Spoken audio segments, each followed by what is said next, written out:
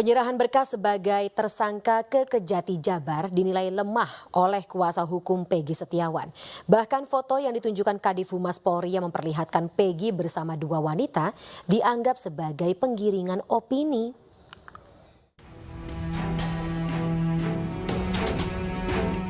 Penetapan tersangka hingga penyerahan berkas Peggy Setiawan dinilai lemah oleh Sugiyanti Iriani, pengacara Peggy yang ditemui di Kabupaten Cirebon, Jawa Barat pada Jumat siang. Sebelumnya Kadif Humas Polri Irjen Pol Sandi Nugroho juga sempat memperlihatkan foto Peggy bersama dua perempuan.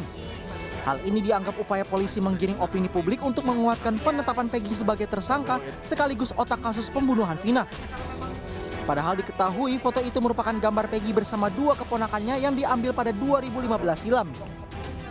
Diketahui foto Peggy bersama dua wanita telah disita polisi dalam penggeledahan di rumah Ibu Kartini pada 2016 bersamaan dengan KTP, kartu keluarga, dan dua sepeda motor Peggy. Mau menggiring opini kalau Peggy itu banyak ceweknya, kemudian Peggy sakit hati, ditolak ceweknya, akhirnya terjadi pembunuhan terhadap Vina. Padahal Peggy sendiri kan sama Vina nggak kenal, nggak ada hubungan apa-apa. Kalau memang itu mau diarahkan ke dendam atau pembunuhan berencana, seharusnya kan kenal. Namanya pembunuhan berencana itu adalah orang yang saling kenal. Motifnya apa, dendam apa, itu mah nggak kenal. Kemudian Peggy juga kan rumahnya di Kepongpongan, soal DPO di Banjarwangunan, kan jauh banget, udah berapa kecamatan tuh yang terlewati.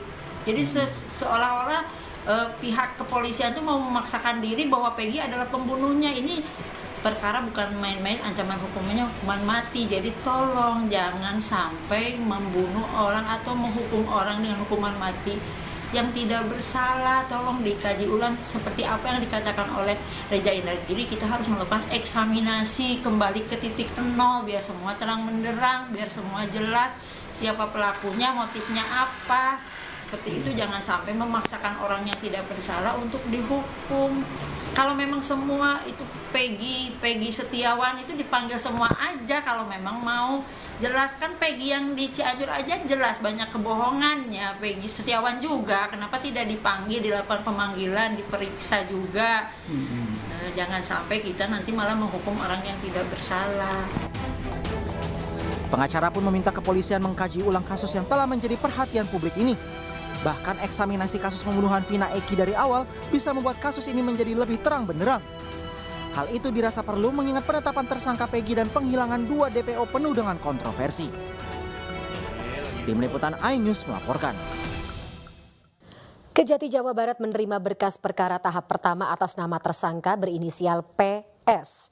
Kejati menyiapkan 6 jaksa untuk melakukan penelitian selama 14 hari.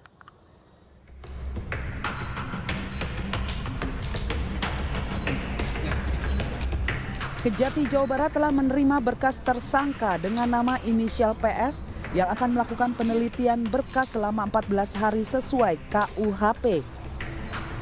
Yang mengantar atau mengirimkan berkas atas nama tersangka PS memang penyidik yang mengirimkannya. Itu diterima oleh teman-teman PTSP dan sesegera akan diserahkan ke jaksa untuk dilakukan penelitian. Ada di kami, pada saat diterima oleh PTSP, sesegera mungkin akan diserahkan ke jaksa untuk dilakukan penelitian berkas perkara. Baik, ini jumlah jaksa peneliti berapa jumlahnya Pak? Sementara teman-teman penyidik teman-teman jaksa yang dipersiapkan 6 orang yang akan melakukan penelitian berkas perkara. Kejati Jawa Barat menyiapkan 6 jaksa untuk melakukan penelitian berkas tersebut, di mana nantinya dalam 7 hari pemeriksaan pertama, jika berkas telah lengkap akan masuk ke tahap 2 dan proses menjalani persidangan. Namun jika berkas belum lengkap akan dikembalikan ke polisi. Ya pemirsa, perjalanan 8 tahun kasus kematian Vina dan Eki masih terselubung misteri. Kuasa hukum Peggy Setiawan melakukan perlawanan dengan mengajukan gugatan pra-peradilan. Bahkan sejumlah bukti kuat dari status media sosial Peggy Setiawan pun sudah disiapkan.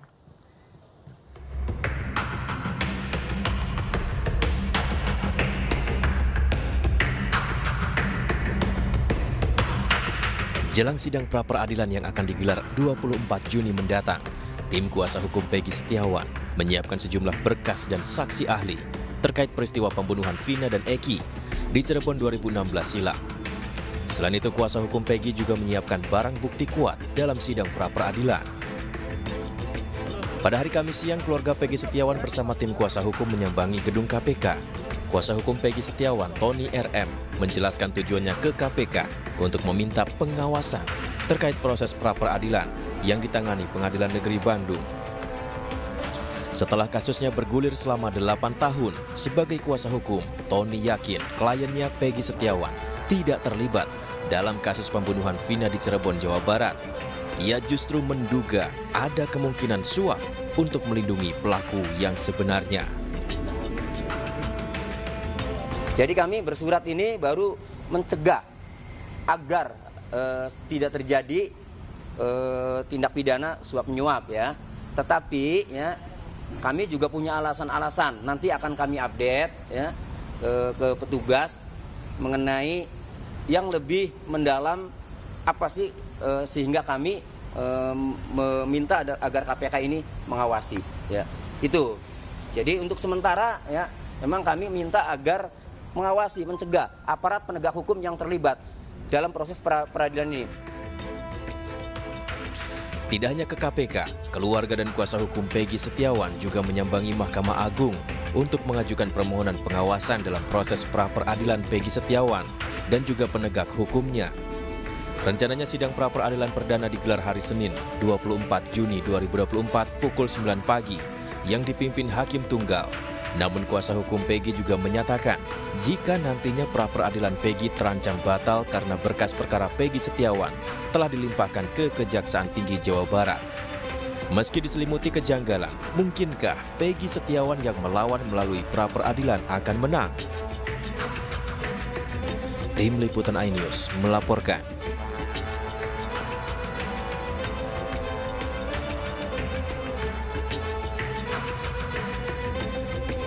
Sementara itu pemirsa, Pengadilan Negeri Bandung menunjuk Hakim Eman Sulaiman dan Panitera Ahmad Al-Atta dalam sidang perdana pra-peradilan kasus pembunuhan Vina dan Eki dengan tersangka Peggy Setiawan. Rencananya sidang perdana pra-peradilan Peggy Setiawan digelar Senin 24 Juni 2024 jam 9 waktu Indonesia Barat di ruang Umar Seno Aji. Ketua Pengadilan Negeri Bandung memastikan keputusan Pengadilan Negeri Bandung akan independen dan bebas intervensi.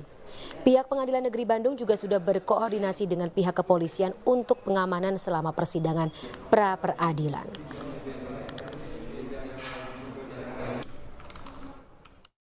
Mencek bahwa kelengkapan proses persidangan sudah terpenuhi secara maksimal, sudah bersih, rapi, perlengkapan lainnya, baik kebutuhan media dalam rangka meliput sudah kita persiapkan secara maksimal dan lengkap.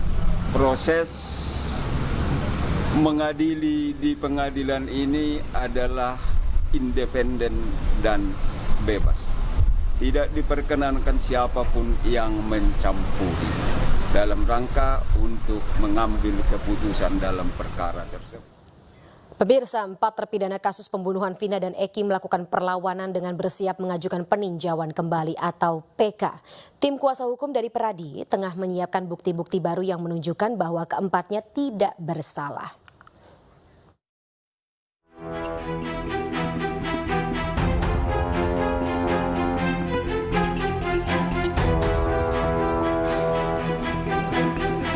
Empat dari 7 terpidana kasus pembunuhan Vina dan Eki mulai melakukan perlawanan.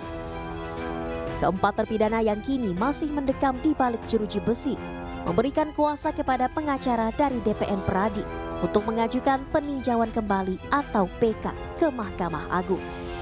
Mereka adalah Hadi Saputra, Supriyanto, Eka Sandi, dan Aditya Wardana. Saya Eka Sandi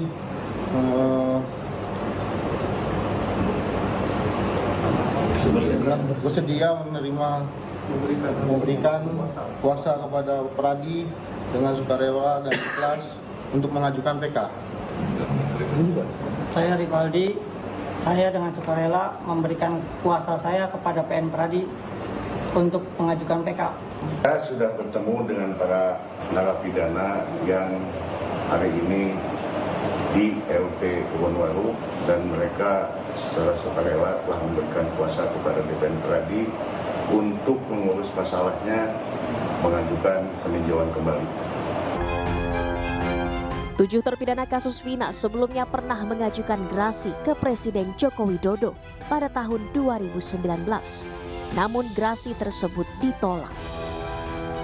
Dan ini yang belum diungkap sebelumnya, yaitu para pelaku juga sempat mengajukan gerasi kepada Presiden.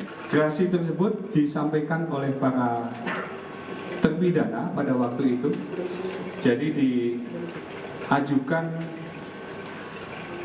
pada tanggal 24 Juni 2019, di mana di dalam pengajuan tersebut terpidana membuat pernyataan sebagai persyaratan untuk mengajukan gerasi. Salah satunya sebagai masukan buat teman-teman sekalian, ada 7 pelaku yang saat itu mengajukan gerasi dan pernyataannya sudah dibuat oleh mereka dan ditangani secara lengkap sebagai persyaratan. Salah satunya adalah mereka membuat pernyataan seperti ini. Saya bacakan. Saya menyadari sepenuhnya perbuatan saya salah dan menyesali akibat perbuatan saya yang menyebabkan penderitaan bagi keluarga korban maupun keluarga saya sendiri. Pernyataan ini dibuat secara sadar, tanpa intimidasi dari siapapun karena sudah menjadi terpidana, kemudian diajukan kepada Presiden. Dalam kasus pembunuhan Vina dan Eki yang terjadi pada 2016 silam, Pengadilan Negeri Cirebon menyatakan 8 orang terbukti bersalah. 7 orang dijatuhi pidana penjara seumur hidup, sementara 1 orang lainnya yang masih di bawah umur yakni Saka Tatal dijatuhi hukuman 8 tahun penjara.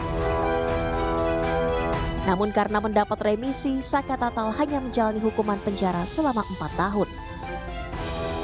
Kemudian Mei 2024 polisi menetapkan 1 tersangka baru, yaitu Peggy Setiawan alias Peron yang sebelumnya dinyatakan buron. Tim Liputan iNews melaporkan.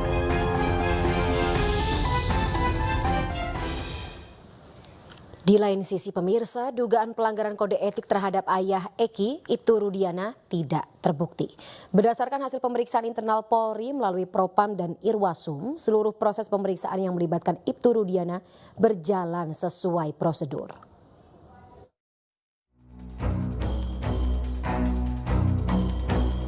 Kasus pembunuhan Vina dan Eki belum juga menemui titik terang. Polisi akhirnya memeriksa sejumlah saksi dalam kasus ini, termasuk ayah almarhum Eki, Ibtu Rudiana. Mabes Polri juga memastikan bahwa proses penyelidikan dan penetapan tersangka dalam kasus pembunuhan Vina dan Eki di Cirebon, Jawa Barat pada 2016 silam sesuai dengan prosedur. Tentu saja terkait dengan semua yang terkait kasus ini, baik itu penyidik awal dari Laka Lantas, kemudian ada yang nangani di TKP awal, terus ada Ibtu Rudiana sebagai ayah korban, semuanya sudah diperiksa oleh Propam maupun dari Irwasum, dan sampai dengan saat ini semuanya sesuai dengan ketentuan. Oleh karena itu, rumor yang berkembang di luar atau mungkin pendapat atau persepsi boleh. Tetapi yang jelas bahwa sekali lagi penyidik melaksanakan pemeriksaan berdasarkan alat bukti yang didapatkan, baik itu keterangan saksi ataupun alat bukti yang lainnya. Sebelumnya, tim kuasa hukum Saka Tatal mendatangi Mapolres Cirebon Kota untuk melaporkan Ibtu Rudiana dalam kasus pembunuhan Vina dan Eki 2016 silam. Kedatangan para advokat yang dipimpin Farhad Abbas ini bermaksud melaporkan Ibtu Rudiana, ayahanda Eki, yang menjadi korban pembunuhan 2016 silam. Pelaporan dilakukan lantaran Ibtu Rudiana dianggap mempengaruhi sejumlah saksi yang berimbas tidak sesuai dengan fakta yang dialami para saksi sebenarnya. Sampai saat ini, ayah almarhum Eki, Ibtu Rudiana, hingga saat ini belum memberikan tanggapannya mengenai hal tersebut. Tim Liputan iNews melaporkan. Terima kasih pemirsa, Anda masih bersama kami dalam iNews Prime. Orang tua terpidana kasus pembunuhan Vina dan Eki membantah telah mengarahkan dan mengiming-imingi saksi dengan uang dalam persidangan kasus tersebut 2016 silam. Berapa, Bu? Salah satu keluarga terpidana yang membantah isu itu yakni Ibunda Eko Ramdhani bernama Nuryanti. Nuryanti bahkan menyebut tidak punya ongkos untuk pergi menjenguk anaknya yang saat ini ditahan di Bandung. Selama ini keluarga juga tidak pernah bertemu dengan saksi yang dimaksud. Keluarga juga berharap bisa dipertemukan dengan Eko karena selama ini keluarga belum bisa bertemu.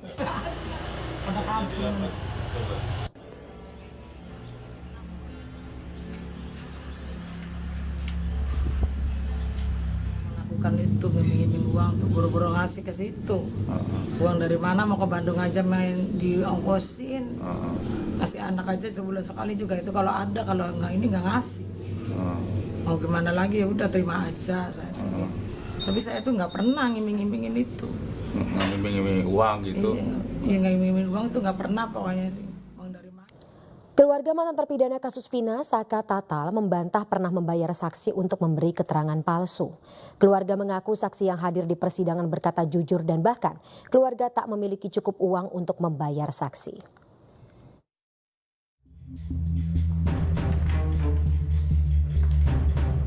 Kuasa hukum mantan terpidana kasus pembunuhan Vina dan Eki, Saka Tatal, membantah pernah membayar saksi untuk memberi keterangan palsu di persidangan. Titin Prialianti yang juga pengacara dari terpidana Sudirman menegaskan saksi yang dihadirkan pihak terpidana berkata dengan jujur. Ia menyebut pihaknya tak memiliki cukup uang untuk membayar saksi palsu.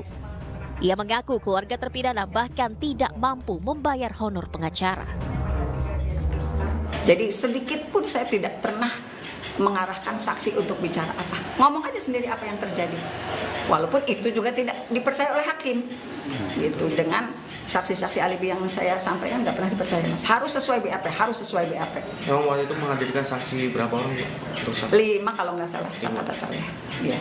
Termasuk Sudirman juga, Bu? Kalau Sudirman kan peradilan dewasa ya. Memang ada beberapa saksi yang meringankan gitu, tetapi itu pun tanpa sengaja. Tanpa sengaja dia, saksi itu bukan saya yang menghadirkan, jaksa yang menghadirkan, tapi tanpa sengaja justru meringankan Sudirman. Dengan mengatakan Sudirman itu tidak pernah mabuk, dia tidak berkomunikasi secara baik dengan yang lainnya, tempat mainnya hanya musola dan rumah. Jadi walaupun saya tidak menghadirkan saksi yang gimana sih prototip Sudirman, tetapi tanpa sengaja ada saksi yang mengatakan seperti itu dan itu tertuang dalam putusan pengadilan, Mas. Sebelumnya polisi membeberkan bahwa ada terpidana kasus pembunuhan Vina dan Eki yang membayar saksi palsu. Saksi itu diarahkan untuk mengungkap kejadian yang tidak sesuai dengan fakta. Di dalam fakta pengadilan itu ada saksi yang didatangi oleh pengacara para pelaku beserta orang tua para pelaku yang minta agar tidak memberikan keterangan sesuai dengan faktanya. Bahkan, mohon maaf, itu diiming-imingi sejumlah uang untuk bisa tidak memberikan keterangan sesuai dengan apa yang dia tahu, apa yang dia lihat, dan apa yang dia tahu. Jadi, tadi pertanyaan dari Mas, sangat dimungkinkan nanti akan ada LP berikutnya apabila kasus ini nanti akan berlanjut. Namun, saat ini Polri sedang fokus untuk penanganan penuntasan kasus Ananda almarhum Eki maupun Ananda kasus Vina. Sebelumnya keluarga dan pengacara para terpidana menilai ada kejanggalan dalam proses penanganan kasus ini. Bahkan mereka yakin para terpidana tidak bersalah. Dari Cirebon, Jawa Barat, Toy Iskandar, iNews melaporkan. Sementara itu Sudirman terpidana kasus pembunuhan Vina dan Eki yang masih di penjara mengaku sempat dijanjikan handphone baru dan tempat nyaman oleh penyidik. Menurut pengakuan Sudirman melalui kakaknya, semua ini ditawarkan supaya ia tidak mencabut pengakuannya bahwa telah membunuh Vina dan Eki. Itu itu dikasih handphone, terus dikasih fasilitas enak, dikasih makan enak di tempat yang enak. Itu dari pihak Polda Jabar, itu menyatakan keluarga kami.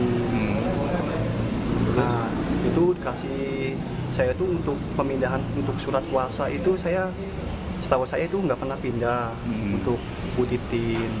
Jadi keluarga nggak tahu? Nggak tahu sama sekali untuk surat kuasa itu, dan sekarang pun saya nggak tahu kuasa hukum yang dipilih yang dimaksud dari pihak kepolisian. Terima kasih pemirsa, Anda masih bersama kami dalam iNews Prime. Satuan Tugas Pemberantasan Judi Online Polri mengungkap 3 situs judi dalam periode Mei dan Juni 2024. Petugas berhasil menangkap 18 tersangka.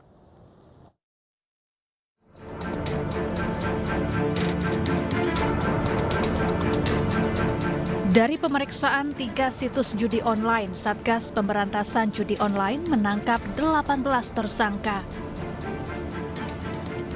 Para tersangka terlibat dalam sistem pembayaran judi online di situs-situs tersebut, baik melalui sistem deposit dan withdraw. Para pelaku juga memanfaatkan alat pembayaran melalui kripto dan money changer. Dilakukan penyitaan terhadap beberapa barang bukti yang terdiri dari 2 akun platform perdagangan kripto dengan jumlah aset 13,5 miliar. Uang tunai senilai 4,7 miliar, 3 unit mobil, 114 unit handphone, 96 buah buku rekening, 145 buah kartu ATM, 9 unit laptop, 5 unit token, dan 1 set perhiasan emas. Dari 3 website ini perputaran uang cukup besar, sekitar sejumlah 1 triliun 41 miliar rupiah, tapi ini perputarannya ya, bukan yang bisa kita sita, perputaran sejak dia berdiri. Maka dari itu dalam proses penyidikan, tentu kita akan terus melacak dan akan kita terapkan pasal tindak pidana pencucian uang dan melakukan upaya aset tracing terhadap hasil kejahatan tersebut. Satgas mengungkap saat ini ada 2,37 juta pemain judi online. Mirisnya ada 80.000 anak di bawah 10 tahun yang menjadi pemain judi online. Tercatat perputaran uang di 3 situs judi online mencapai lebih dari 1 triliun rupiah. Tim Liputan iNews melaporkan. Ya, sementara itu pemirsa, Menko Polhukam Hadi Cahyanto memimpin rapat koordinasi Satgas Pemberantasan Judi Online di kantor Kemenko Polhukam. Kegiatan itu menjadi rapat koordinasi tingkat Menteri Perdana sejak Presiden Joko Widodo menandatangani Kepres tentang Satgas Pemberantasan Judi Online.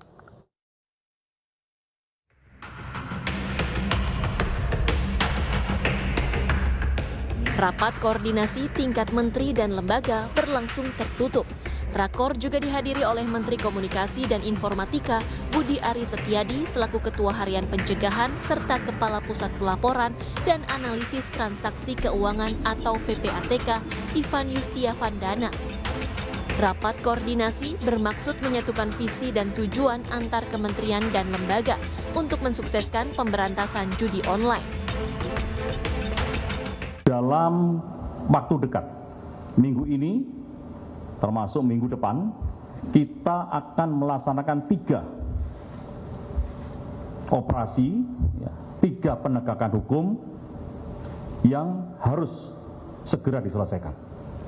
Yang pertama adalah sesuai dengan laporan PPATK bahwa ada 4.000 sampai dengan 5.000 rekening yang mencurigakan dan sudah diblok. Yang kedua, rekan-rekan media sekalian, kita akan melakukan penindakan jual beli rekening.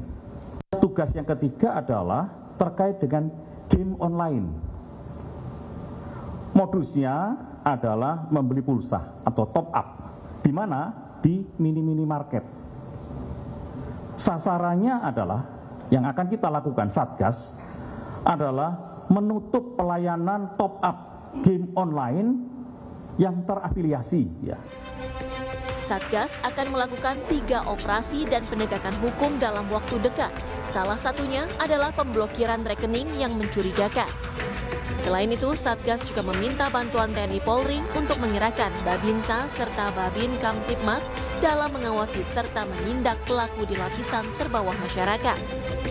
Dari Jakarta, Tim Liputan iNews melaporkan.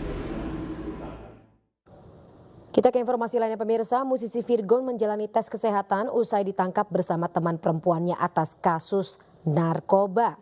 Dengan menggunakan jaket hitam, masker dan penutup kepala, Virgon menjalani pemeriksaan kesehatan di Mapolres Metro Jakarta Barat. Mendapat pengawalan ketat, Virgon berjalan tertunduk lesu dan tidak menyampaikan sepatah kata pun. Sementara itu teman perempuan Virgon berinisial PA juga ikut menjalani tes kesehatan.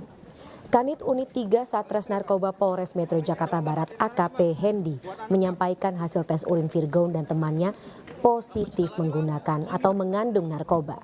Namun untuk saat ini kondisi kesehatan dan mental Virgon dinyatakan baik dan tidak berada dalam tekanan.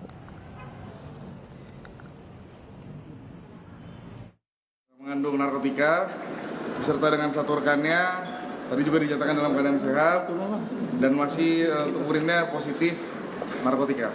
Untuk kesehatan tadi apa aja Bang rangkaian tes kesehatan itu? Kalau kesehatan pasti kesehatan secara menyeluruh dari denyut nadinya, tensinya, paling nggak dia tidak dalam keadaan tertekan atau panik. Dah cukup ya teman-teman ya, kita aja ya. Depresi kayak gitu atau stres kayak gitu yang ditemukan? Nggak ada kan teman-teman juga udah lihat tadi. Oke, cukup ya teman-teman. Kalau klinika tidak Pak? Nanti ditanya lagi pada saat pelaksanaan rilis oleh Bapak Kapolres. Pemirsa, keluarga penyanyi Virgon mendatangi Mapolres Jakarta Barat usai tertangkapnya Virgon atas kasus penyalahgunaan narkoba. Keluarga menyatakan akan mengikuti proses hukum yang berlaku.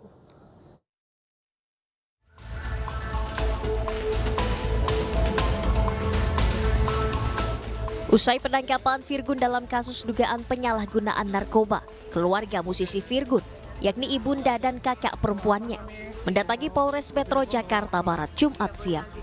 Kan wartawan udah peduli. Nanti kita setelah Keluarga Virgon mengaku syok usai mendengar berita penangkapan tersebut. Ibunda Virgon pun tak kuasa menahan air matanya. Keluarga benar-benar tak menyangka anggota grup musik Last Child ini tersandung kasus penyalahgunaan narkoba. kita udah bertemu Virgon walaupun memang ada jeda kaca, tapi kita juga udah telepon dan video call juga. Virgon keadaannya sehat, sudah makan juga, bisa istirahat, tapi memang proses BAP masih dalam tahap ini ya, masih pengembangan. Jadi minta doanya. Semuanya shock. Semuanya juga shock, Mbak. Kita kaget, kita juga nggak berharap ini terjadi. Mudah-mudahan di balik ini semua ada hikmahnya ya.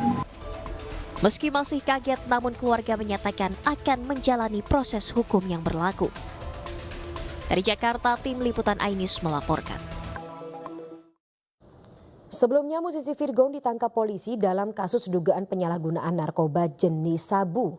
Ia ditangkap di kosannya di kawasan Ampera, Jakarta Selatan bersama seorang perempuan berinisial PA.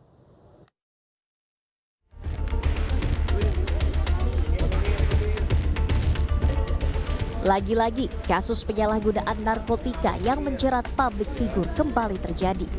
Kali ini musisi Virgon diamankan petugas Satres Narkoba Polres Metro Jakarta Barat karena kedapatan mengkonsumsi narkotika jenis sabu. Virgon ditangkap di kosannya di kawasan Ampera, Jakarta Selatan pada Kamis dini hari, pukul 1 waktu Indonesia Barat. Virgon diamankan bersama seorang perempuan berinisial PA.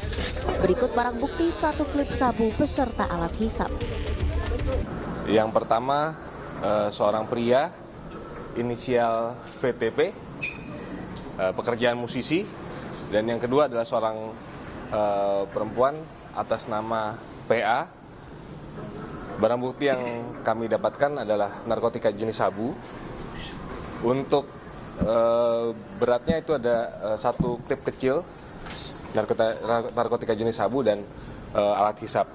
Sementara 2 orang tersebut sampai sekarang masih kami lakukan pendalaman dan pemeriksaan terkait dari mana barang bukti tersebut didapatkan. Yang 2 orang tersebut kami amankan di daerah Ampera, Jakarta Selatan. Kapan Pak itu kemarin? Pada tanggal 20 Juni jam 1 malam. Di kos milik VTP. Dari hasil tes urin, Virgun dan teman wanitanya dinyatakan positif metamfetamin. Keduanya kini masih diperiksa secara intensif oleh penyidik guna menelusuri dari mana keduanya memperoleh barang haram tersebut. Dari Jakarta, tim liputan iNews melaporkan. Kita ke informasi lainnya pemirsa, akibat gangguan pada sistem server data, pelayanan keimigrasian di Bandara Soekarno-Hatta, Tangerang, Banten terganggu. Penumpang rute luar negeri harus mengantri lebih lama karena pemeriksaan dilakukan secara manual.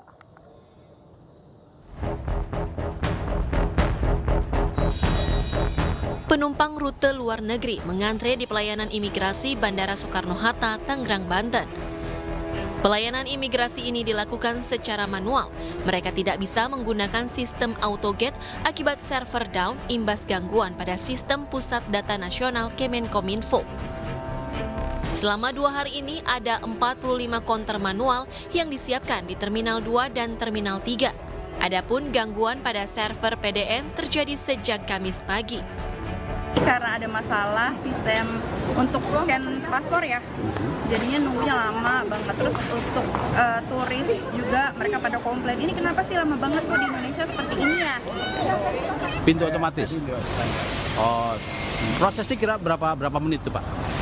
Saya kebetulan ya agak belakang, santai-santai aja, jadi saya nggak begitu ngantri Pak. Sementara itu, pihak bandara menyatakan meski terjadi gangguan, proses pemeriksaan di layanan keimigrasian tetap berjalan lancar. Sementara agar terhindar dari ketertinggalan pesawat, para penumpang diimbau datang 3 atau 4 jam lebih awal. Dari Tangerang, Banten, Hasnugara, iNews melaporkan.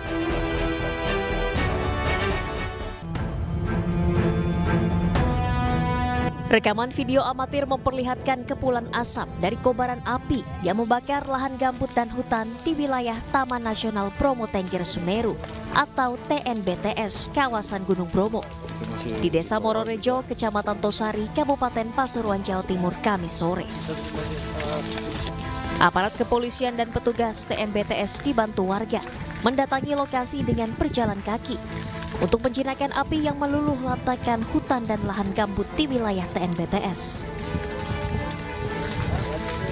Satu persatu titik api dipadamkan dengan alat seadanya.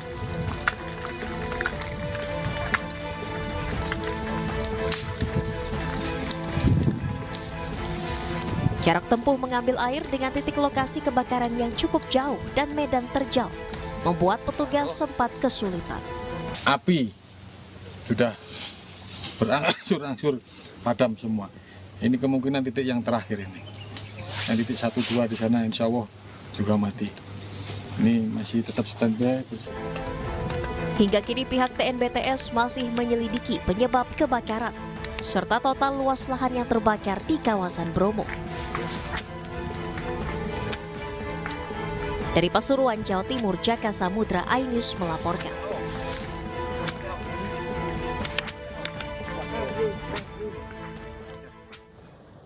Pemirsa, ratusan warga di Malang turun ke jalan menggelar aksi bela Palestina.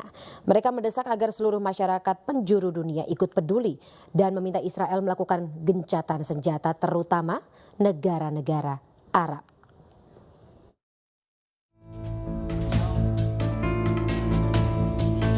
Ratusan warga dari berbagai elemen menggelar aksi bela Palestina yang bertajuk Sejuta Cinta dari Malang untuk Palestina di depan Balai Kota Malang, Jawa Timur pada Jumat siang. Dalam aksinya, massa mengecam serangan Zionis Israel yang sudah menyasar ke kamp pengungsian dan genosida yang tak kunjung usai. Massa juga berharap seluruh masyarakat daerah di penjuru dunia tidak berdiam diri. Mereka juga meminta negara-negara Arab berperan aktif untuk mewujudkan kemerdekaan Palestina. Kita melihat peperangan di Palestina ini tidak ada indikasi untuk gencatan senjata. Oleh karena itu di setiap negara diusahakan ada aksi-aksi, bukan setiap negara, malah setiap daerah. Kalau dulunya di Gaza sebelah barat, tapi sekarang malah ke daerah Rafah yang dulunya aman. Maka Rafah ini semakin kesini semakin terpojokkan. Ya ini takutnya akan hilang semua warga Palestina, begitu. Sehingga kita harus aksi gitu. Melalui orasi dan nyanyian, massa juga meminta pemerintah Indonesia terus mendukung perjuangan Palestina. Dari Malang, Jawa Timur, Denny Irwansyah, iNews melaporkan.